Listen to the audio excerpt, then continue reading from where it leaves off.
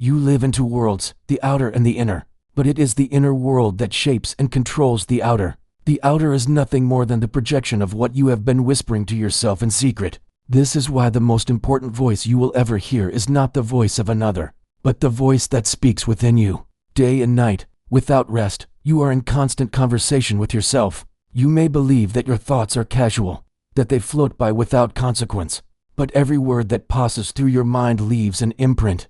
The life you now call your own is the direct result of the dialogue you have been holding in the privacy of your imagination. Consider for a moment how often you speak of yourself in ways that diminish you. You say, "I cannot do this," or "I am not good enough," or "I never have any luck." You think these are harmless admissions, yet they are commands, instructions given to the subconscious, which is always obedient. It does not question, it does not reason, it simply accepts what you tell it as truth. When you say, "I am not capable," you plant incapacity into the very fabric of your being. When you say, "I am always left behind," you etch abandonment into your experience. What you are experiencing today is not an accident, but the harvest of countless inner words spoken yesterday. This is why the voice within is the creative power of life. The world outside of you, which you call real, is but the echo of what you have been saying to yourself in silence. If you change the conversation, the echo must change. The outer cannot resist the inner, for the outer is nothing more than the shadow of the inner state. You may try to argue with people, to manipulate conditions, or to force circumstances to bend, but it is unnecessary. Far simpler is to go to the root, to the hidden dialogue, and revise it. If the root is healthy, the fruit will be sweet. If the root is poisoned, the fruit cannot be otherwise. Now, let us take this a step deeper. Every word you speak inwardly is not a passing thought, but a seed cast into the fertile soil of imagination. A seed may look small, insignificant, even powerless. Yet in time, it grows, it pushes through the soil, and it becomes visible in the world of facts. When you say to yourself, "I am wealthy," that word is a seed. When you say, "I am healthy," that word is a seed. When you say, "I am loved," that word is a seed. And just as no farmer plants an apple seed and expects wheat, you cannot plant words of failure and expect to harvest success. You cannot sow despair and hope to reap joy. The great misunderstanding of most men and women is that they think their inner talk has no power. They imagine that because they speak it in silence it has no weight. Yet silence is the womb of creation. Everything that is born in the outer world must first be conceived in silence. The house you live in, the clothes you wear, the job you hold, the relationships you have, all were conceived first as unseen realities in the imagination of someone. The silent word, once accepted, sets in motion unseen forces that eventually crystallize into visible form. Think of a time when you were worried about something.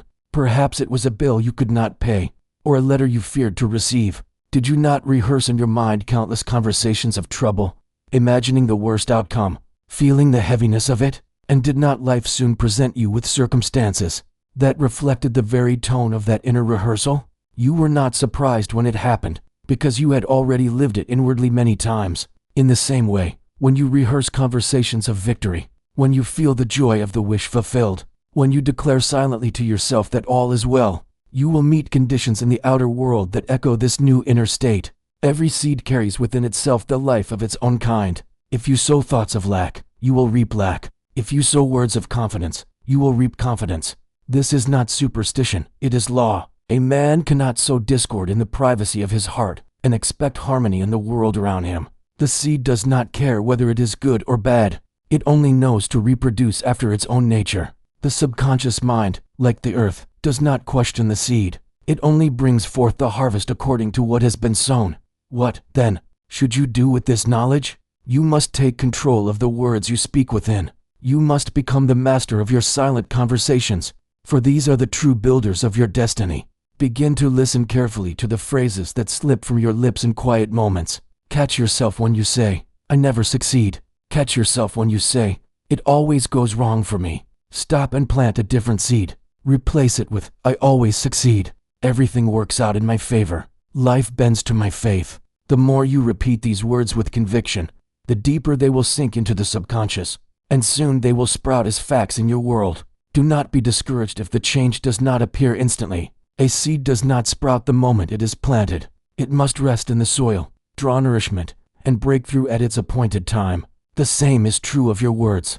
Trust that every new inner conversation is a seed already at work, even when the outer shows no sign of change. Keep planting, keep watering with faith, and soon the harvest must come. You may say, "But I have spoken many good things and have not seen them yet." Remember that the soil of imagination holds both weeds and flowers. If you have planted years of words of fear, doubt, and limitation, they may still be bearing fruit. Do not despair. Begin today to plant new words with persistence, and little by little, the old harvest will fade, replaced by the new. Life always yields to the stronger impression, just as light drives away darkness. New words of faith will crowd out the old words of defeat.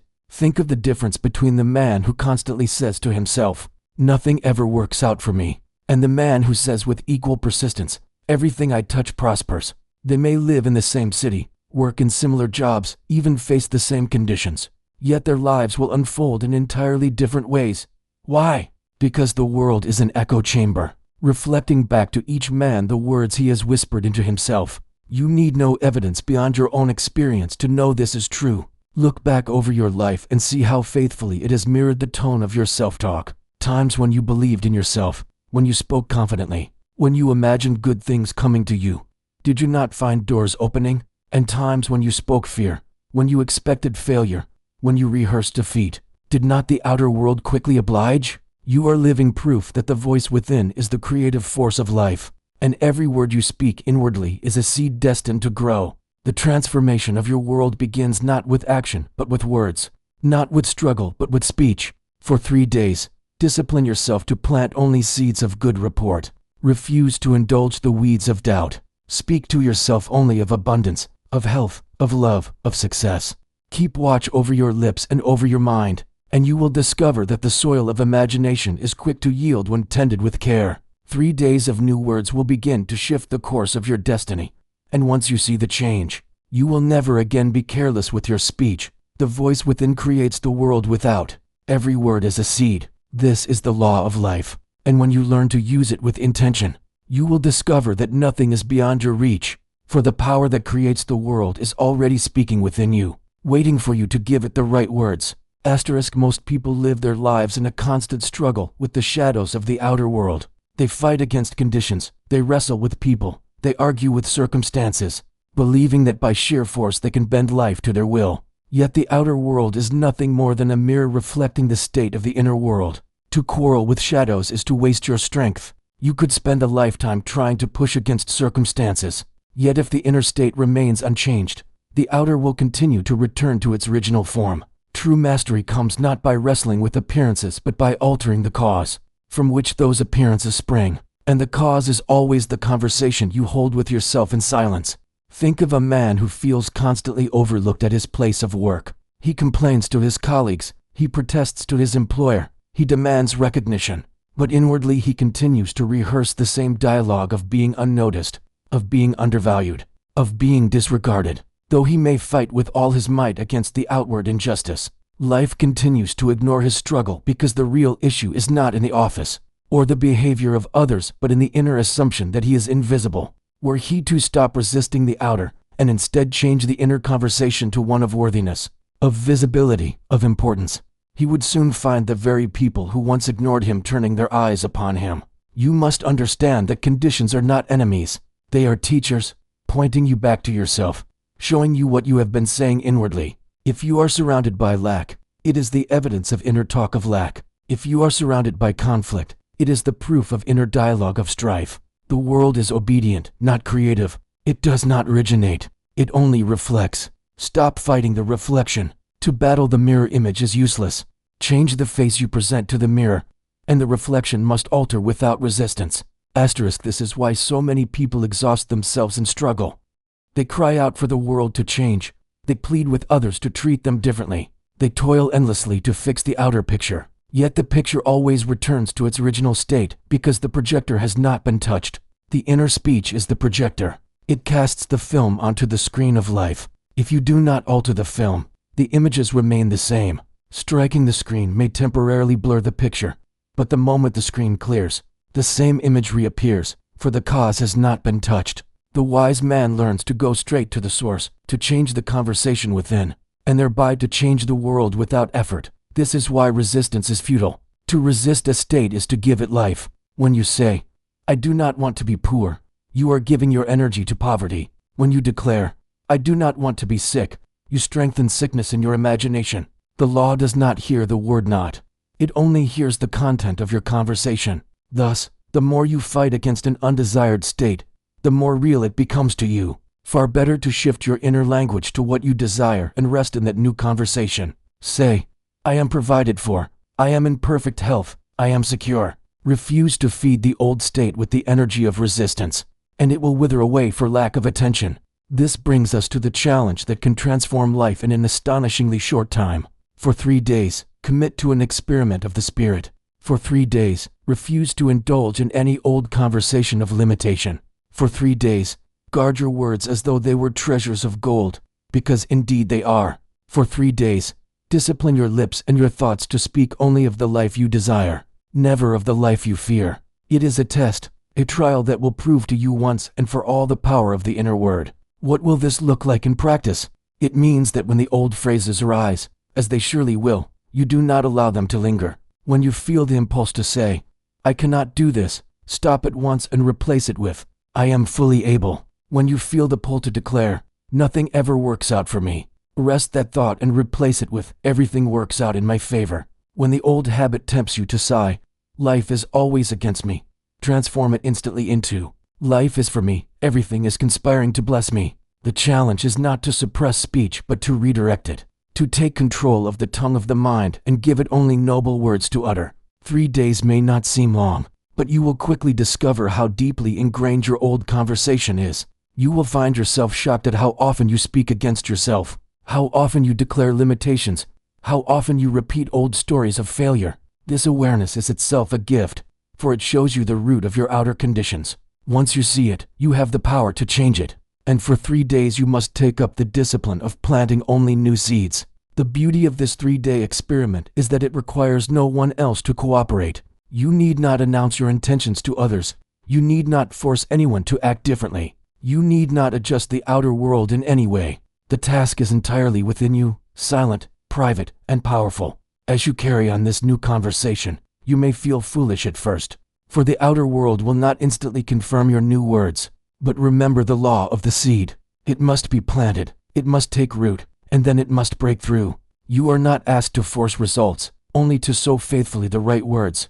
You may wonder why 3 days are chosen. It is because 3 days are sufficient to impress the subconscious with a new pattern, to begin the germination of a new state. In 3 days, you can prove to yourself that the law is real. You will not need to wait for months or years to see evidence.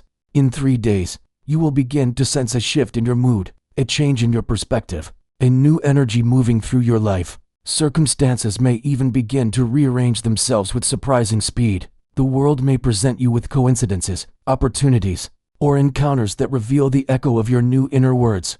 But even if the outer world does not yet show clear evidence within those 3 days, you will feel something deeper, a certainty, a calm assurance that what you have declared inwardly is alive and active. This feeling is the proof. It is the sign that the seed has taken root. From that moment, you will never again doubt the creative power of your inner speech. You will know from experience that the world bends to your words, and you will be careful from then on to speak only that which you desire to live. In those 3 days, your task is not to ask, not to beg, not to plead with some distant power. Your task is to declare, to affirm, to speak as though it were already done. Do not say, I hope to be successful. Say, I am successful now. Do not say, one day I will be loved. Say, I am loved now. Do not say, I will be free someday. Say, I am free now. Speak it with conviction, not as a wish but as a fact. The secret is to assume the feeling of the wish fulfilled, to clothe your words in the garment of belief, so that when you speak, you feel the reality of what you say. You may find the mind protesting, saying, but it is not true. I cannot say it because I do not see it. Remember always that the unseen comes before the seen. You are not asked to describe what already exists. You are asked to declare what you wish to exist until it becomes visible. The world will always confirm your words in time. Do not wait for evidence before you speak. Speak, and the evidence will follow. This 3-day challenge is not merely an exercise in positive thinking. It is the conscious use of the law of assumption, the deliberate planting of seeds into the soil of imagination. Positive thinking without conviction is weak, but inner speech clothed with belief is creative. When you speak with feeling, you set in motion a chain of events that must bring to pass what you have declared. For 3 days, you are invited to prove this to yourself, to stop fighting shadows and to start planting seeds. And in so doing you will taste the power of the creative word. When you understand the true nature of prayer, you realize that it is not about begging or pleading for some future event to happen. It is not about waiting on a distant God to decide whether you are worthy of receiving what you desire. Real prayer is a change in consciousness, and it begins with the way you speak to yourself. Most people approach life as beggars, asking and hoping that perhaps one day their situation will improve, but they never leave the posture of lack. They continue to say within themselves, I need, I want, I hope, and so they remain in the very state they long to escape. To break free, you must learn to speak as though the desire is already fulfilled, for that is the only language imagination understands. The secret lies in declaring that it is done, here and now. If you desire wealth, do not beg for it. Speak to yourself as if you already possess it. Tell yourself, I am prosperous, I live in abundance, everything I need flows to me with ease. If you desire health, do not lament your condition or plead for healing. Speak inwardly, I am whole, I am strong, my body radiates life. If you long for love, stop telling the old story of loneliness. Begin affirming, I am loved, I am cherished, I am surrounded by affection. These words may at first feel foreign, as though you are lying to yourself, but what you are really doing is planting the seed of a new reality. You are rehearsing the state you wish to occupy until it feels natural. It is not enough to simply repeat these words without emotion. The power is in the feeling that accompanies the words. When you declare, I am successful now, do not speak it mechanically, but feel the confidence and relief of one who already lives in success. When you say, I am loved now, imagine the warmth of affection, the comfort of companionship, the joy of being wanted. The subconscious responds not to empty words, but to the atmosphere of belief. If the words are spoken with conviction, they are accepted as fact, and life must rearrange itself to reflect them. Most people sabotage themselves because they continue to speak of their desires as distant. They say, one day I will be free, or soon I will have what I want. These statements only push the desire further away, for tomorrow never comes. The only moment you can claim anything is now. To speak in the future tense is to live always in waiting. To speak in the present tense is to seize the reality now and pull it into being. This is why you must train yourself to speak as though it is already done. For in consciousness it is done the moment you assume it. You may wonder, how can I declare that I am wealthy when my pockets are empty? How can I say that I am healthy when my body aches? The answer is simple. You are not asked to describe what the senses reveal. You are asked to command what shall be. The senses only report the past. They are the shadow of yesterday's thoughts. To change tomorrow, you must speak today as if the new state were already yours. You are the creator, not the recorder of life. The world is waiting on your declaration. If you continue to describe the world as it is, you will remain bound to it. If you dare to describe it as you want it to be, you will transform it. Once you begin speaking in this way, you will soon realize the importance of loyalty to your dream. It is not enough to declare once or twice that you are successful and then spend the rest of the day contradicting yourself with casual talk of doubt and failure. The subconscious is always listening, and it takes every word seriously. If you declare abundance in the morning, but spend the afternoon complaining of lack, you have uprooted the seed before it could take root. If you affirm health in one moment, but tell a friend how sick you feel in the next, you are scattering weeds into the same soil where you planted flowers. Loyalty to your dream means guarding your speech with vigilance. It means noticing the small, careless phrases that slip out unnoticed. You might think there is no harm in saying, I can never catch a break, or I am always tired. But every such phrase is a command to your subconscious, and it will obey faithfully. To be loyal is to speak only what serves the vision you are building. It is to let every word be a brick that constructs your desired reality, never a hammer that tears it down. This loyalty requires discipline, but it also requires love for your vision. When you truly love the life you are creating, you will not want to betray it with words of doubt. Just as a mother protects her child from harm, you must protect your inner creation from careless speech. When the old story tries to rise up, silence it and replace it with the new. When others around you speak of limitations, refuse to join them in agreement. You do not need to correct them, but within yourself, hold fast to your new state. Your loyalty is not to the opinions of others, but to the truth you are choosing to embody. At first, this may feel like a battle, for the old words are deeply ingrained. They will come uninvited, whispering the familiar tale of lack and struggle. You will need to catch them and replace them again and again. But as you persist, the new words will take root, and soon they will become natural. The day will come when to say, "I am wealthy," feels more real than to say, "I am poor," because you will have rehearsed the new reality so often that it becomes second nature. Loyalty to your dream also means refusing to measure its progress by the outer world too quickly. Do not abandon your words because you have not yet seen proof. Remember that a seed takes time to grow. You do not plant a seed in the morning and dig it up in the afternoon to check if it has sprouted. You trust the process. In the same way, you must trust that your words are working in silence.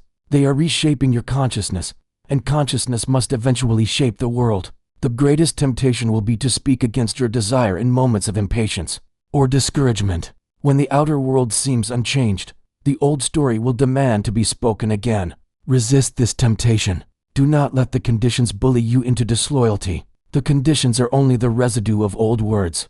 They have no authority over the new unless you grant it to them. Stay faithful to your declarations, and the old conditions will dissolve as naturally as night gives way to morning. To speak as though it is already done and to remain loyal to that speech is to live in the end. It is to inhabit the state of the wish fulfilled, not occasionally, but consistently, until it becomes the only story you know. When you do this, the outer world has no choice but to conform, for it can only reflect the dominant inner conversation. You will find that opportunities rise without effort, that people treat you according to your new assumption, that circumstances bend in ways you could not have planned. It all begins with the words you speak within and your faithfulness to those words. When you grasp this truth, you will realize that the tongue is not a small thing but the rudder of your entire life. It turns the ship of destiny in whichever direction you command. Careless words steer you toward reefs of failure. Faithful words steer you into safe harbors of success. This is why you must speak as though it is already done, and why you must remain unwavering.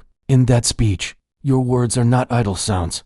They are the creative power of life, and when guarded with loyalty, they bring forth miracles as naturally as the earth brings forth its harvest. There is a simple principle woven into the fabric of life that governs all creation, and it is this: whatever you assume to be true within must express itself without. This law is not hidden. It is at work in every moment, whether you acknowledge it or not. You have only to observe your own life to see its accuracy. Every condition that surrounds you, every relationship, every opportunity or lack of it, is nothing more than the outer reflection of an inward assumption. The invisible conversations you have with yourself, the words you speak in silence, the states you consent to as real in your imagination, all of these flow outward and crystallize as facts. This is what is meant when it is said, "As within, so without."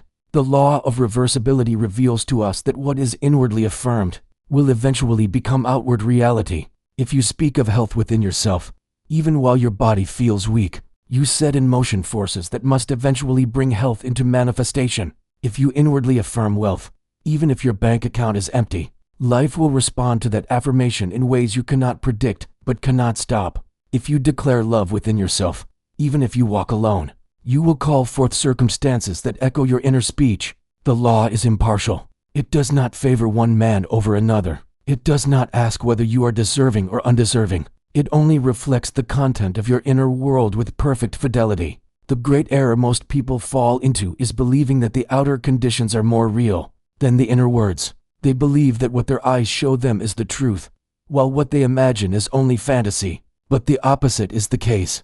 The imagination is the cause. The senses are only the effect. To take the effect as real and the cause as unreal is to live in bondage. If you see poverty and continue to affirm poverty, you lock yourself into that state. If you see illness and continue to affirm illness, you imprison yourself within it.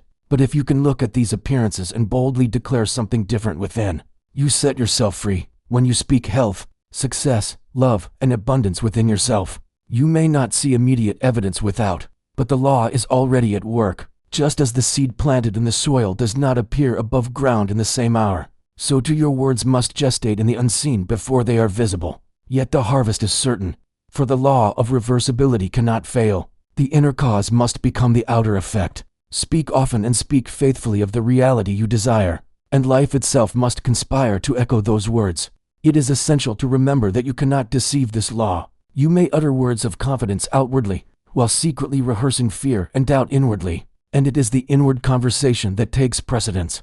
What you truly believe, what you inwardly affirm when no one is listening, that is what shapes your destiny. You cannot hide from yourself. The inner word is the seed, and the outer world is the harvest. Now imagine what happens when you give yourself fully to this practice, when you no longer dabble in idle talk, but consistently affirm your chosen reality. After a short while, you will begin to sense a shift within you. It may not be a change in circumstance at first, but a change in feeling, in atmosphere, in inner certainty. You will notice that what once felt like an effort begins to feel natural. Words of abundance flow more easily. Phrases of health and success feel less like affirmations, and more like descriptions of what already is. This shift is the sign that your inner world is changing, and once the inner changes, the outer must follow. 3 days of faithful inner speech can open your eyes to this truth. You will begin to notice coincidences, unexpected opportunities, or small changes in the way people respond to you. These may seem minor at first, but they are the sprouting of the seed. The echo is beginning. What you once only said within yourself is now whispering back through the world around you. And once you taste this connection between inner word and outer fact, you can never again live as you once did. You will know that every careless phrase has power, that every idle thought plants a seed, that every inner declaration is a command to life. This knowledge brings with it great responsibility, but also great freedom. No longer do you need to wait upon the whims of chance, or the decisions of others, or the shifting winds of circumstance. You know the cause, and the cause is within you. You carry the power in your own mouth, in your own imagination. You no longer need to plead for change. You create the change by speaking it into being. You no longer need to fear conditions. You transform them by revising the inner word. Life bends to the direction of your speech, for it has no choice but to echo what you have already affirmed. There will come a moment when you feel an inner conviction so strong that no outer evidence can shake it. You will know, even before it appears, that what you have declared within is already fact. This feeling is more real than any physical proof, for it is the seed of the proof itself. Once you reach this point of inner certainty, you need no longer strain or struggle. You rest in the assurance that the law is at work. You have spoken, and therefore it must be. This is why it is said that after 3 days you will know. You will not need to be persuaded by anyone else. You will not need endless arguments or proof from books or teachers. The conviction will rise up within you as a quiet confidence, as a steady flame that cannot be extinguished. You will recognize the power of your inner word because you will have experienced its echo. Even if the full harvest is not yet visible, you will have tasted the first fruits, and that taste will be enough to convince you of the law. From that point onward, you will never again be careless with your inner speech. You will never again idly declare failure or casually rehearse defeat. You will treat your words as the seeds of destiny, precious and powerful, worthy of the utmost care. You will become attentive to every phrase you utter within, for you will know that life itself is listening and ready to obey. This is the turning point, the moment when you awaken to your creative power and begin to live consciously, rather than unconsciously. And once you have tasted this truth, the question will no longer be whether the law works, but how faithfully you are willing to apply it. For the law of reversibility does not pause. It continues always, reflecting back to you the state you affirm within. To live carelessly is to create carelessly. To live faithfully is to create faithfully. In either case, the world will echo your inner speech with unfailing accuracy. It is not a matter of belief or opinion. It is the structure of reality itself. To know this is to walk with a new sense of dignity and power. No longer are you a victim of outer events. No longer do you plead with forces outside of yourself. You become the master of your destiny by mastering the words you speak to yourself in silence. And when you take up this mastery, even for 3 days, the change in your inner world is so profound that the outer must begin to respond. The echo of your words returns to you, carrying with it the proof that the inner has become the outer. And from that moment, you will never again doubt the power that lives within your own imagination.